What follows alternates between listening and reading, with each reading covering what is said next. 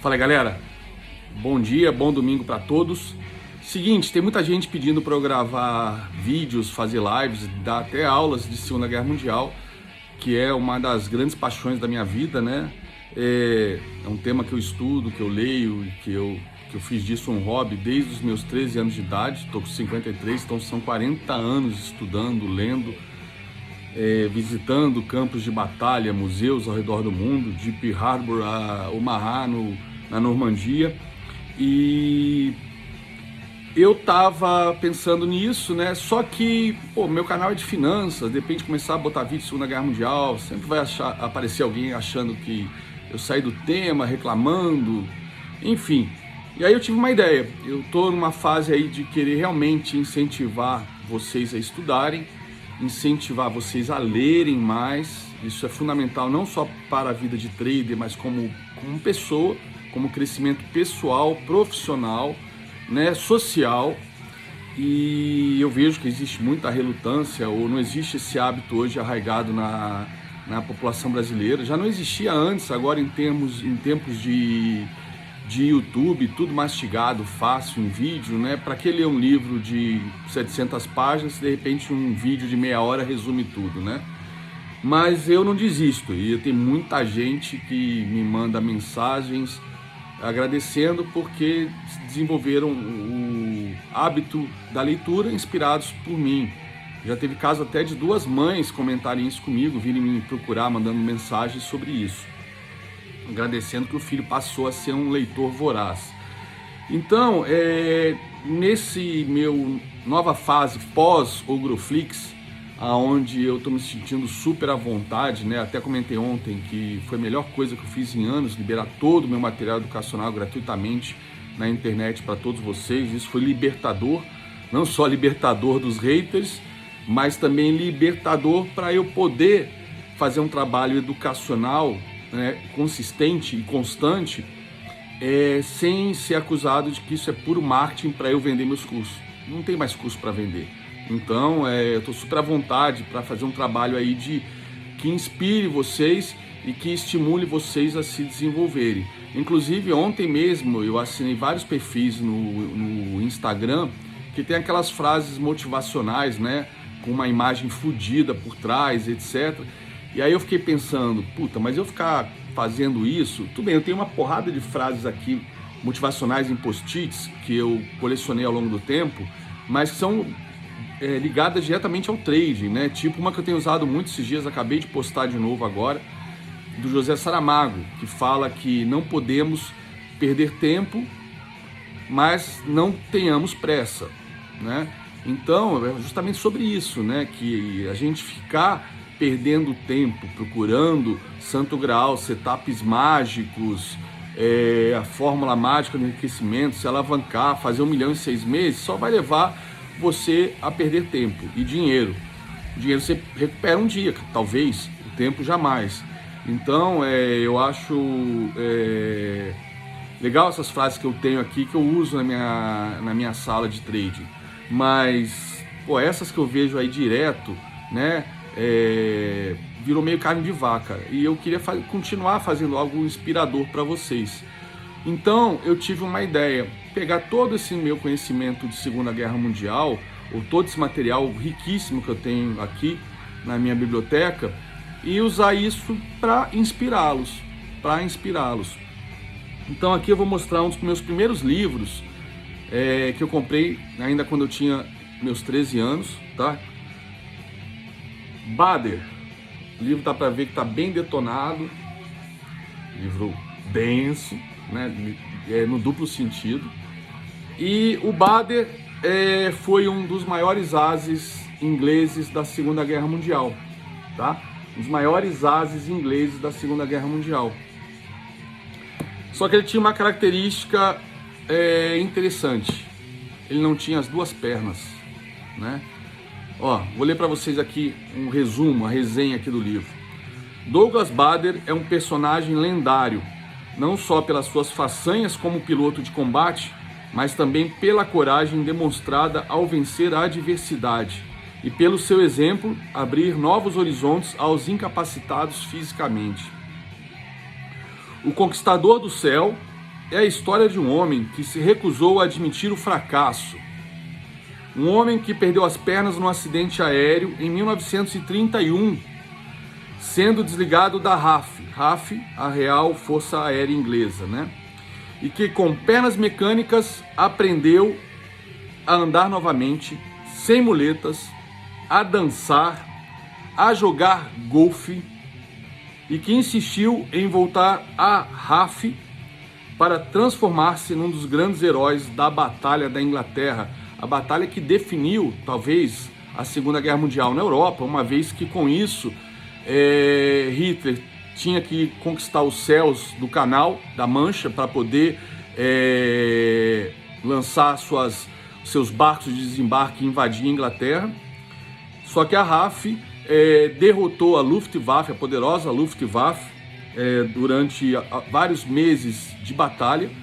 Vem dessa grande batalha uma frase do Winston Churchill, que dizia que nunca tantos deveram tanto a tão poucos, porque eram poucos pilotos de caça, né?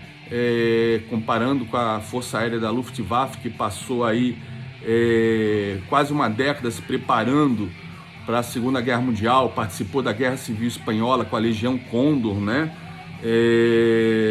Então a Inglaterra, os caras praticamente eles dormiam sentados em cadeiras perto dos aviões, tocava sirene e eles levantavam correndo, né?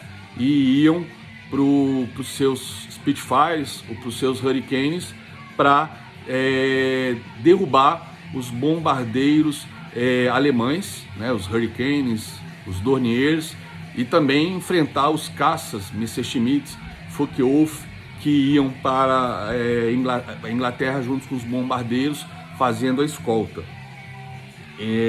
Claro, tem outros detalhes aí que a gente pode conversar mais para frente, como por exemplo a estratégia de radares da Inglaterra, que com isso conseguia antecipar a chegada no litoral inglês das esquadrilhas nazistas, e com isso levantar seus caças, levantarem voo e encontrá-los no céu, tá?